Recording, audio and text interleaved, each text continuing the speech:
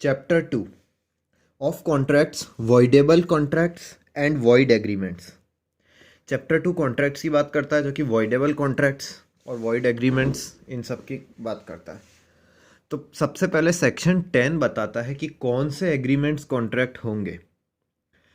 तो इसमें बोलते हैं सारे एग्रीमेंट्स कॉन्ट्रैक्ट होंगे अगर वो ये कंडीशन फुलफिल कर दे रहे हैं। तो क्या? पहली तो पार्टीज़ के फ्री कंसेंट से बने हैं। दूसरी, पार्टीज़ कॉम्पिटेंट थी कॉन्ट्रैक्ट के लिए। तीसरी, लॉफुल कंसिडरेशन था।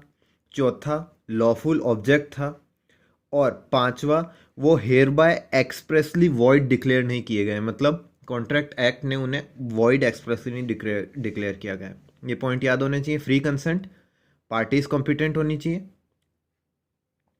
लॉफुल कंसिडरेशन होना चाहिए, लॉफुल ऑब्जेक्ट होना चाहिए, और वो एक्सप्रेसली वॉइड डिक्लेयर नहीं होना चाहिए।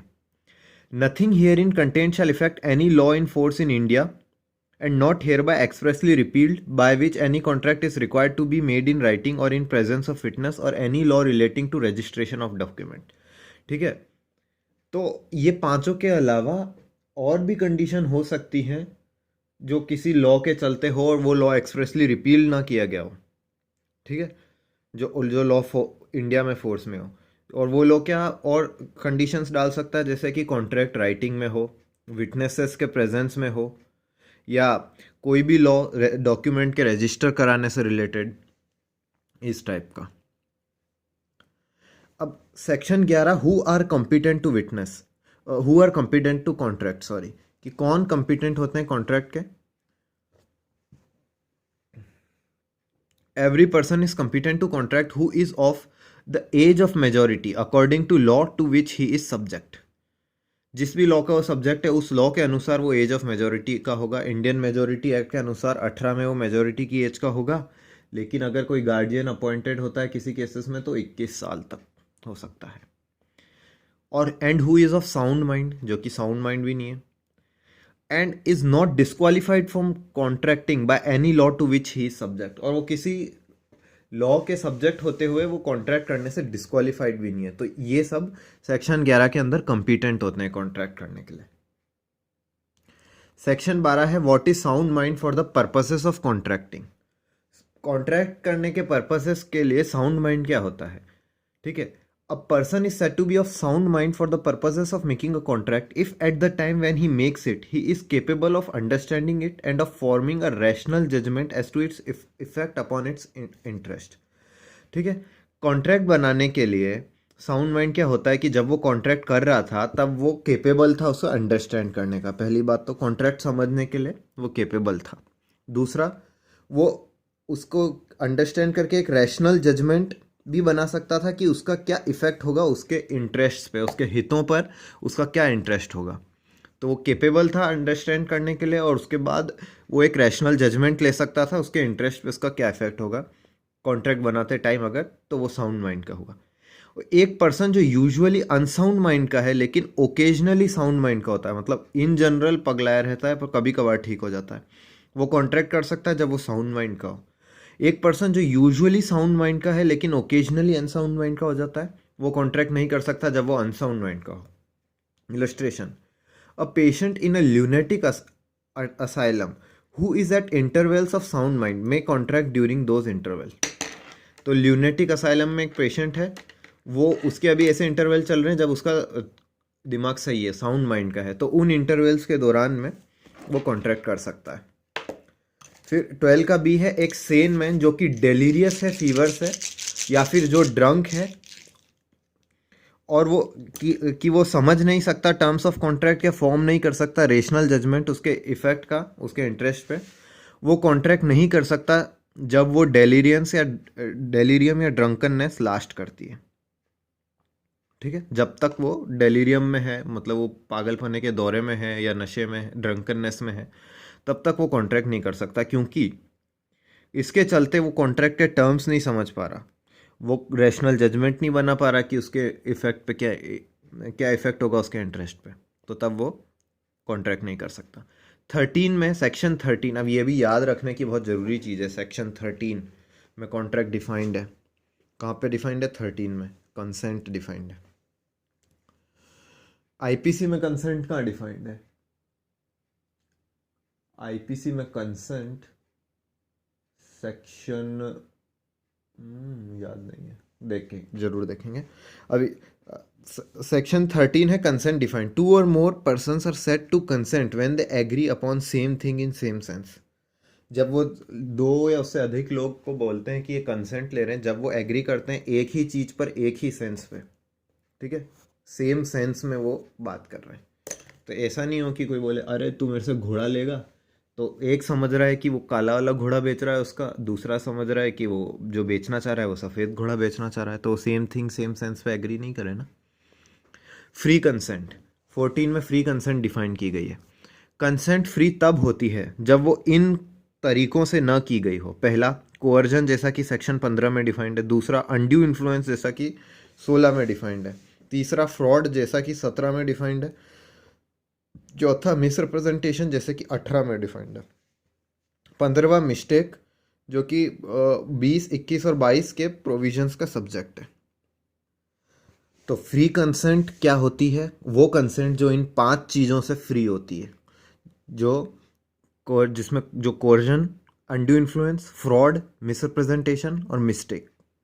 कोर्जन 15 में बताया गया है, आगे वाले सेक्शनों में ही। अनड्यू इन्फ्लुएंस 16 में बताया गया है, फ्रॉड 17 में बताया गया है, मिस रिप्रेजेंटेशन 18 में बताया गया है, mistake 20, 21, 22। Consent is said to be so caused when it would not have been given but for existence of such coercion, undue influence, fraud, represent और mistake। तो कंसेंट इन चीज़ों से ली गई है, ऐसा कब बोला जाएगा? जब अगर फ्रॉड ना हुआ होता, मिस रिप्रेजेंटेशन, कोअर्जन या अनड्यू इन्फ्लुएंस ना हुआ होता या मिस्टेक ना हुई होती, तो वो कंसेंट नहीं मिली होती, ठीक है। इसलिए तब उसे हम बोलते हैं कि कंसेंट इन चीज़ों से हुई है। तो 15वां है, कोअर्जन को डिफाइन किया जा रहा है, coercion defined. Section 15 coercion define करता है। कोअर्जन क्या है? कोअर्जन इज कमिटिंग और threatening to commit any act forbidden by the Indian Penal Code और अनलॉफुल डिटेनिंग और threatening to detain any property to the prejudice of any person whatever with intention of causing any person to enter into an agreement।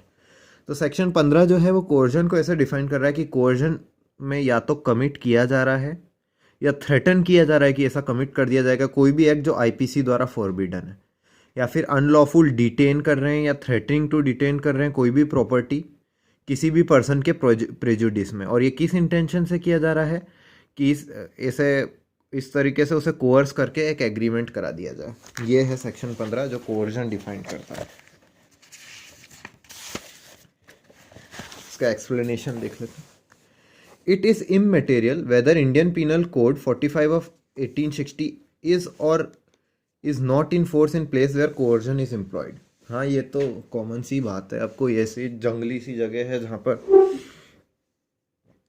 ऐसा किसी dictator का कानून चलता है, वहाँ पर किसी को डरा धमका मार सकते हैं, तो इसका मतलब थोड़ी वहाँ कॉन्ट्रैक्ट हुआ जो यहाँ इन्फोर्स हो जाएगा। आईपीसी वहाँ फोर्स में नहीं है तब भी उससे कोई फ़र्क नहीं पड़ता।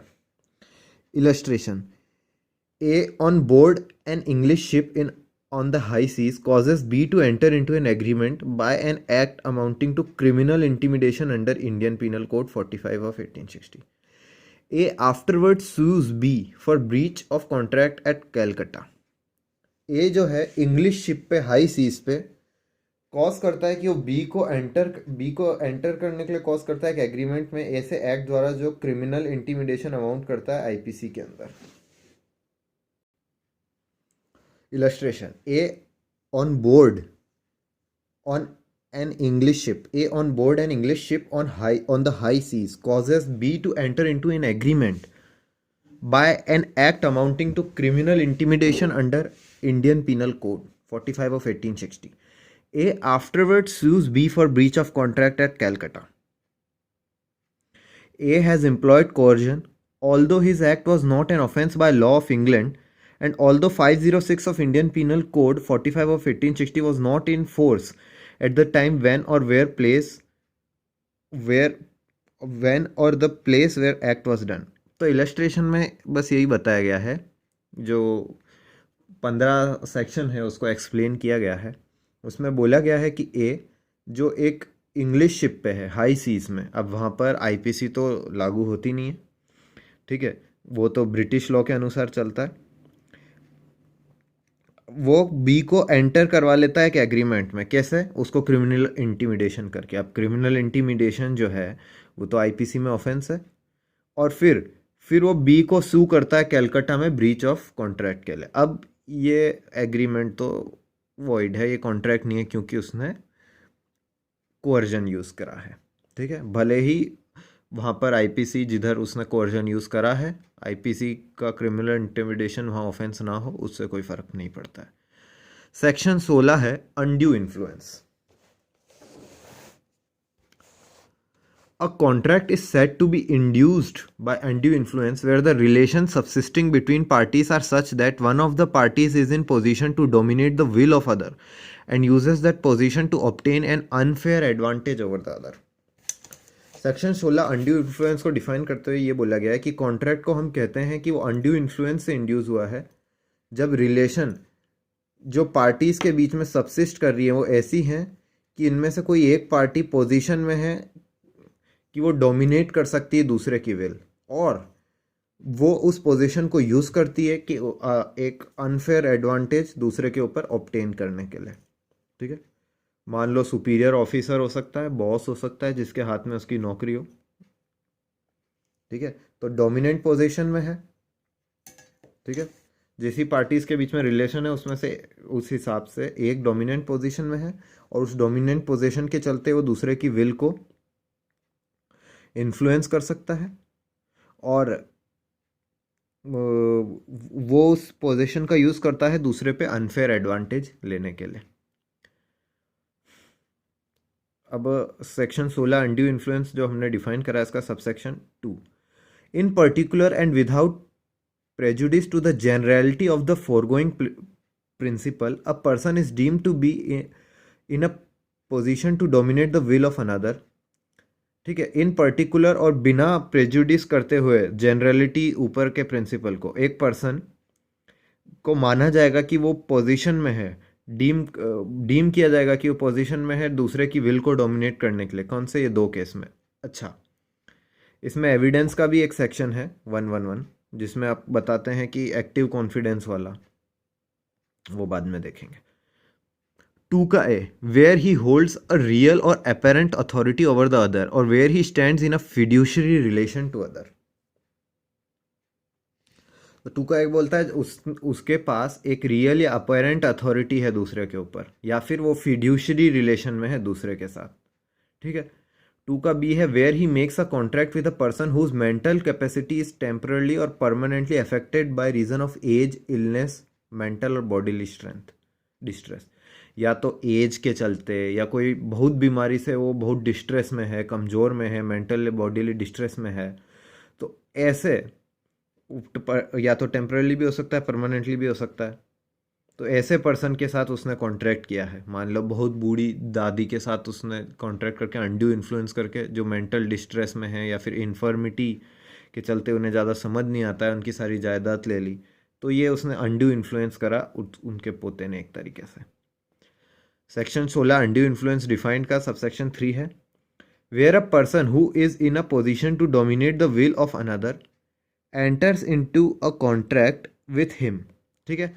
जहाँ पर एक पर्सन जो पोजीशन में है दूसरे की विल को डोमिनेट करने के लिए, वो एंटर होता है कॉन्ट्रैक्ट में उसके साथ, और ट्रांजैक्शन अपीयर करता है on the face of it or on the evidence adduced to be unconscionable. The burden of proving that such contract was not induced by undue influence shall lie upon the person in position to dominate the will of another, ठीक है। तो person जो ऐसी position में है कि वो dominate कर सकता है दूसरे की विल, और वो कॉन्ट्रैक्ट में उसके साथ कॉन्ट्रैक्ट में आता है, और ट्रांजैक्शन उस प्राइमा फेसाई ऐसा लग रहा है कि अनकॉन्शिएबल है, मतलब काफ़ी अनफेयर है एक पार्टी के लिए। तो ये सब प्रूव करना, ये प्रूव करने का बर्डन ऑफ प्रूफ कि ये कॉन्ट्रैक्ट फेयर है और इसमें अनड्यू इन्फ्लुएंस एक्सरसाइज नहीं किया गया था, ये उस पर्सन पे होगा जो कि उस पोजीशन में है कि वो डोमिनेट कर सकता है विल दूसरे की, ठीक है। ये था 16। अब इसका सेविंग क्लॉज है, nothing in this subsection shall affect provision of section 111 of Indian Evidence Act 1872। Indian Evidence Act का सेक्शन 112 है proof of good faith in transaction where one party is in relation of active confidence. ठीक, अब इसके illustrations भी देख लेते हैं। A having advanced money to his son during his minority, upon B's coming of age, obtains by misuse of parental influence a bond from B for a greater amount than the sum due in respect of advance. A employs undue influence. A advance करता है money उसके बेटे को उसके minority के दौरान, और B के कमिंग ऑफ एज में होने के बाद पेरेंटल इन्फ्लुएंस के मिसयूज से एक बॉन्ड ऑब्टेन कर लेता है बी से कई ग्रेटर अमाउंट का जो उसको एडवांस के में ड्यू है उससे। तो यहाँ पर ए ने अनड्यू इन्फ्लुएंस एम्प्लॉय किया है। बी, ए एक मैन है जो कि इनफीबल्ड है डिजीज से या एज से, ठीक है, वो इंड्यूस किया जाता है बी के इन्फ्लुएंस द्वारा over him as his medical attendance. B उसका मेडिकल अटेंडेंट है, उसके इन्फ्लुएंस से वो इंड्यूस किया जाता है to agree to pay B an unreasonable sum for his professional services. B employs undue influence। तो समझ ही आ गया होगा, ए एक आदमी है जो बहुत बुढ़ापे या बहुत बीमारी से कमज़ोर है, वो बी उसका मेडिकल अटेंडेंट है, उसका इन्फ्लुएंस है उस पर, उसके इन्फ्लुएंस से वो इंड्यूस होता है कि वो उसे ऐसा उसकी सर्विसेज के लिए ऐसा सम पे करे जो एकदम अनरीजनेबल दिख रहा है। ठीक, तो यहां पर बी ने अनड्यू इन्फ्लुएंस एम्प्लॉय किया है। ठीक है, A being in debt to B, the money lender of his village contracts a fresh loan on terms which appear to be unconscionable. It lies on B to prove that the contract was not induced by undue influence. A B के debt में है, उसके गांव का एक money lender है, ठीक है, तो वो ऐसा फ्रेश लोन ले लेता है ऐसे टर्म्स पे जो एकदम अनकॉन्शिएबल फील हो रहे हैं। अब ये बी पे ही लाई करेगा कि वो प्रूव करे कि इसने ये अनड्यू इन्फ्लुएंस से इंड्यूस नहीं करवाया था। अब 16 का illustration D. A applies to a banker for loan at a time when there is stringency in the money market. The banker declines to make a loan except at an unusually high rate of interest. A accepts the loan on these terms. This is a transaction in ordinary course of business and the contract is not induced by undue influence. A banker को apply करता है एक loan के लिए जब money market में stringency चल रही है, मतलब इकोनॉमी की हालत ठीक नहीं चल रही है, तो बैंकर लोन देने से मना कर देता है, एक्सेप्ट काफ़ी हाई रेट लगाता है वो इंटरेस्ट के, ठीक है, और ए उन टर्म्स पे लोन एक्सेप्ट कर लेता है। अब ये transaction ordinary course of business में ही है और कॉन्ट्रैक्ट अनड्यू इन्फ्लुएंस द्वारा इंड्यूस नहीं किया गया है। ये पढ़ लिया हमने 16 अनड्यू इन्फ्लुएंस, 17 फ्रॉड अगले वीडियो में।